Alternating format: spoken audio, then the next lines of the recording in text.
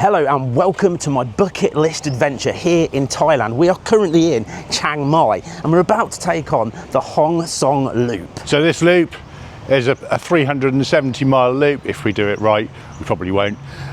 And it's taking us all through the northern provinces of Thailand, national parks, beautiful waterfalls and some amazing twisties. And we've hired ourselves two amazing Honda CT125s. So let's jump on the road and let's get out of the busy city of Chiang Mai. Well, here we go, leaving the big city of Chiang Mai, the chaos of it already. But as you can see, there is an incredible amount to do if you do want to come here. There's loads of temples, incredible temples to visit. And also, there's random weird fruit hanging off the trees. You go, I have no idea what that is. Is it edible? Is it not edible? And you can get around using these sort of trike taxis that are everywhere as well. And they also look like something could be a lot of fun. So I could imagine spending a good day or two exploring Chiang Mai. But for me, the city isn't the place. I want to get out. I want to experience Thailand. I want to do this loop. I want to see the twisties, the mountains, the waterfall, the bends. So what we're going to do is get out of this chaos now and get to the more fun roads and see what Thailand has to offer. This is Route 108, the beginning of the Mae Hong Son Loop. It's a crazy dual carriageway at the moment. Hopefully it's just going to get better and better. Now, interestingly, here in Thailand, you can ride this bike on a car license. You don't need a bike license. You can rock up. As long as you've got an international license, you can get your hands on a bike. It's a bit crazy because I would definitely recommend having some experience riding. It's a bit chaotic. Now, the Honda CT125, that's the Hunter Cub, we don't get these in the UK. They have to be an import. But here, they're everywhere. They're 9 horsepower and it will do around 55 miles an hour comfortably. And I honestly say you don't want or need anything bigger or heavier because everything traffic-wise is around about this speed. So it's all good. Now we've got this dual carriageway for I think for around another sort of 20 kilometres. Now we're doing the loop the wrong way. You're supposed to go the other way around, but we've picked this way on purpose because we want to go round, do most of the loop, and on our last few days of this adventure is head off and do some more different national parks. But all we've got to do right now is hammer down this boring bit and get to what hopefully will be some of the best twisties in the world. Well, we've come off of the main road because we're going to try and get to a waterfall, but straight away, look how cool this looks. Really slow, narrow roads, but twisty after twisty. What means we're now getting into bike mecca. Just makes things so much more fun. And a right little giggle on these little 125s. Perfect for just zipping around every bend. Oh, happy place people, straight away. This is already becoming an incredible amount of fun. Well, we've just arrived at Mae Ya waterfall, but as you turn up, you've got all this sort of market behind you selling cold drinks, food, everything you can think of. But this is a busy place. But the one thing you can't do is get gazeboed because apparently that's illegal. What's a real shame. It looks like we've got quite a trek to go as well to get to the base. But shall we go and check it out?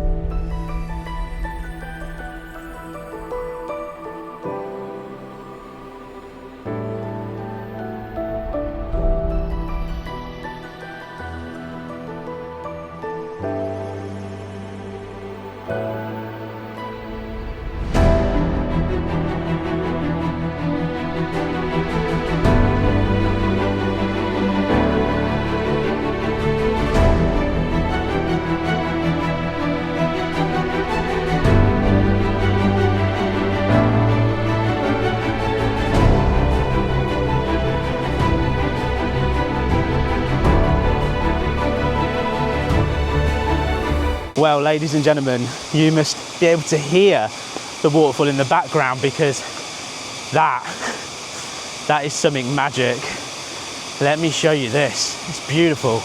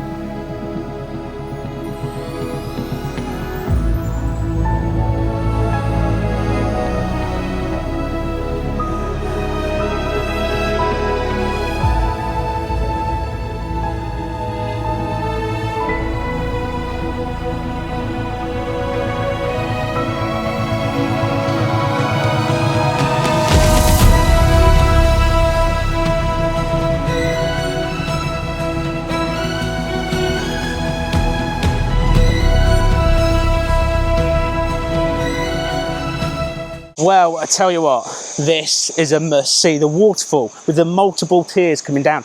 It is so picturesque. I do wish I brought my swimmers up with me and went for a dip because it is so hot. But if you're on this route, that is a definite must-see because it is stunning. But I did notice an ice bar down there selling juices. And I think we deserve a beautiful, cool ice drink before we set off to our next destination. So I managed in my fluent Thai to order 2 iced lattes in the market, and they've told us to take a seat. I tell you what, they don't half work hard. They're all running around chopping up and it's dead touristy. But got a massive latte. I didn't have a clue how much it costs either. But dude, what an adventure so far. Oh, that is really nice. Yeah, it's like proper like fresh tasting latte, but with ice. Well, you won't believe, for those 2 coffees plus 2 bottles of iced water cost us 80 baht, less than £1. Now it's time to move on. We've had a look, we found a place called Q My Pan Viewpoint. It looks really good. Let's find out. Well, it's time to hit the road again, but it's also time for me to show you exactly how cool these CT125s look. And of course, the twist is.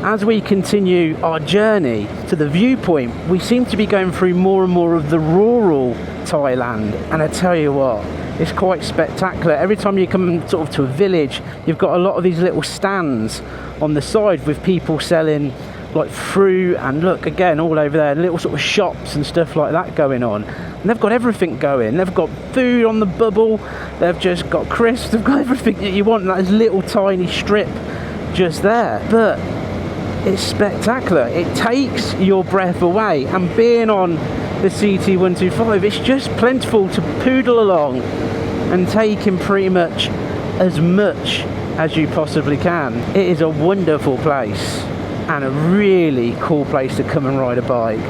There is no doubt about that. Well, we are on the final climb to the viewpoint. We've just had to pay for a little pass. I'm not sure exactly how much. We'll get that off the pool in a second. But I'm dropping this right down into first because this is steep. Seriously, seriously steep. And another thing that we've just found out, we've just stopped, Paul's fuel light is flashing on his bike. And we know we've just done 5 kilometres this way, and the man, sort of security stroke police stroke whatever they are, national park man, said 7 kilometres that way, but not according to Google Maps for fuel, the opposite way I should say. So hopefully when we get up here we'll have enough fuel to get back. That's hopefully the plan. So we're strolling to the viewpoint now, but how much was the pass? What was the cost of it to get up here? 640 baht for both of us. Well, I think it's about £4, but we're not quite sure of the transfer rate. Yeah, I think it's about right. It's about 200-metre climb up this hill. But, ladies and gentlemen, let me give you, what's the name of the point? Q Mae Pan, or Q Mae Pan. Q somebody's pan. We're going to go and check out this amazing, apparently so, viewpoint. We'll see what you think.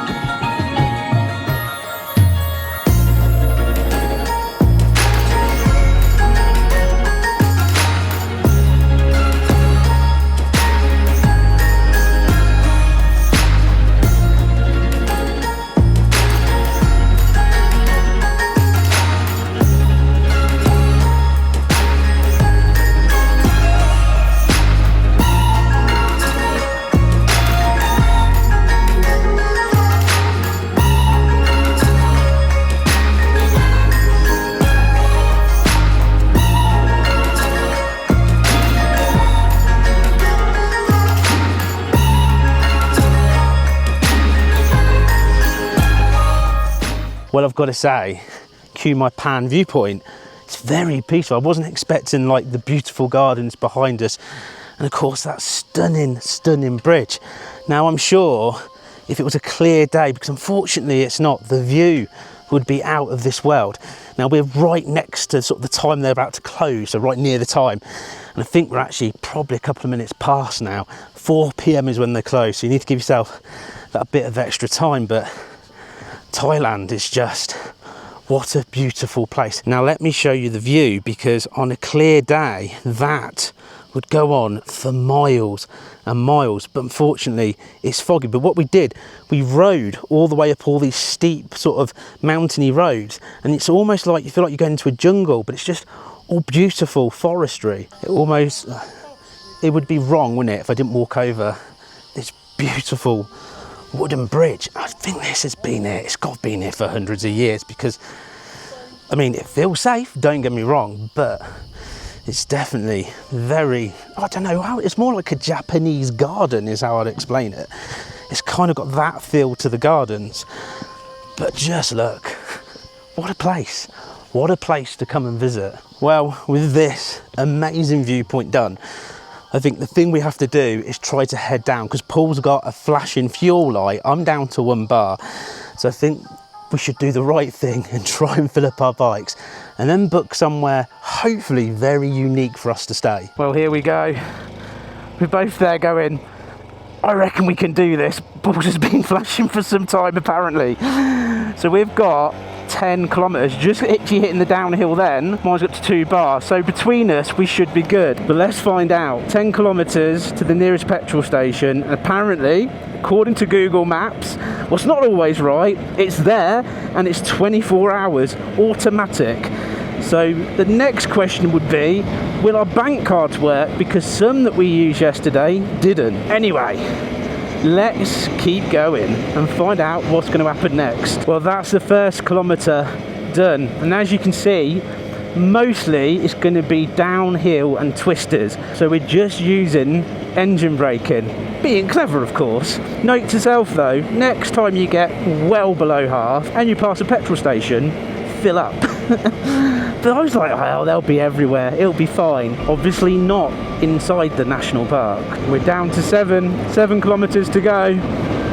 Still going strong. Right, we're down to 6 kilometres. Now this is one of those checkpoints I was talking about, where you get stopped and asked for a ticket. Now we've gone past loads and loads of these and they've just been sat there and done nothing. We've had no issues. But that was the first one that we come to that stopped us and checked. So just bear that in mind if you're here to travel around all the national parks. You're supposed to get a ticket. The word supposed to is definitely there. 5 kilometres to go and we're taking it easy. We're being overtaken by a mini truck. 4 kilometres, still cooking on gas. 3 kilometres and I'm still looking sexy. 2 kilometres to go and Paul's giving it the beans. 1 kilometre to go and we're now cooking on gas. Well, smoke me a kipper. I'll be back for breakfast. We just made it. So how much was your bum twitching? It really was twitching. It really was. I was thinking it's all downhill. Worst case, we'll free sort of go down. But then we hit up here and I went, yeah, we're not going to be doing that. I didn't want to open that throttle and for it not to happen. But we made it. It did happen. Anyway, dude, let's man hug it. Yeah, just do it. All right, let's fill these bad boys up and see exactly how much they take to fill up. Under the seat. How do I pop the seat? Key on the left-hand side, I believe. Here it is. There it is. Just underneath your airbox. Put your cash in, innit? No, it'll be before. Stick 100 in to start off with. See what happens. That's it. Lift and fill. Press the green button. So we've got 1 full bike, 1 3/4. We've run out of smaller notes and we've just put about 320 bar. Well, it's not bad. So 3/4 of a tank, a full tank, probably another 50 bar. It would have filled that up as well. But yeah, massive miles per gallon, massive. Well, we've just booked our accommodation for this evening and I think it's a little bit different and it only cost me £27 for what I'm about to show you. It is awesome. So we're just going to leave the petrol station about 4.5 kilometres and we'll be there. This should be quite cool. Well, final few kilometres to go and we'll be there. I'm excited for this one. I've got a feeling it's going to be quite cool indeed. Oh, I'm enjoying this bike as well. The CT 125, you get more and more used to it and you smile more and more as well. Apparently we're going up here.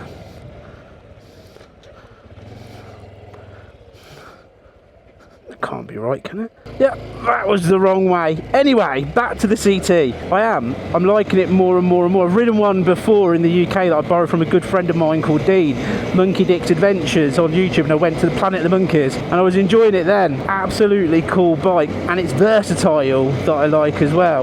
But you kind of have to do this kind of step over just here to get on it. So it's a slight lift, especially in bike jeans, but so much cool stuff you could do. If I had one of these, there's so much cool stuff I can do, but for this, it's definitely perfect. Right, 4.5 kilometres of beautiful road still to go till we arrive at our unique place to stay. Well, we have arrived and we're staying in a place called Rami Bang Chang and it's in an area of Ming Chang. And look at what we're staying in with the beautiful CT outside and this amazing building on stilts, like a wooden shack on stilts. Amazing place. But let me give you a little bit of a walk around and see exactly how beautiful a place we're staying. 2, 3.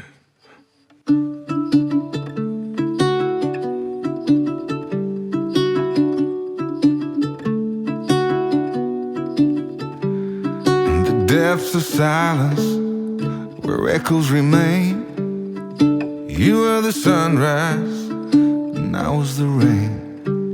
A collision of souls, opposing in flight.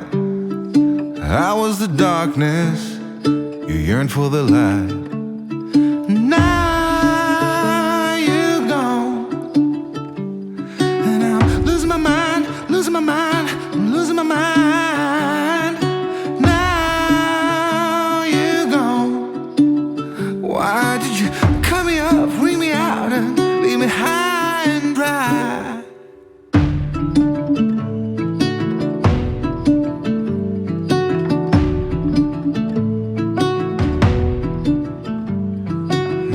the laughter that kept me alive.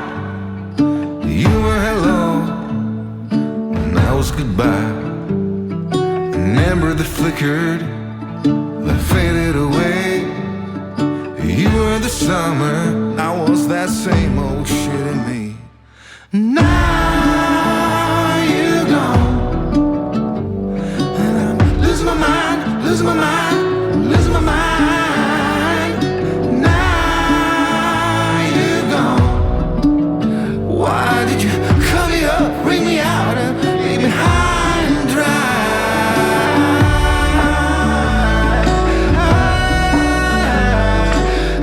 Well, as the day is closing to an end, as the sun is going down, and we're sat here in this beautiful, beautiful place enjoying amazing beer, I suppose the question is, Paul, what was your favourite part of the day? I think I've enjoyed it all, but I think that waterfall is probably something I've not seen in that scale, so I think that tops it. Yeah, I'm with Paul. I love the whole sort of viewpoint and the temple, but definitely for me, that waterfall was breathtaking. It's the kind of place that if you took a picnic down, you could spend the entire day. Now tomorrow, our plan for tomorrow is, we haven't got one yet. We're going to have a look on Google Maps and we're going to keep doing the loop, but we don't know exactly where we're going to stop. So hopefully we're going to find something a little bit different. But for now, we're going to give you a ka-ching and we're going to go enjoy some amazing food and relax the rest of the evening. So hopefully you'll watch us on the next part of this amazing adventure. Paul, cheers, dude.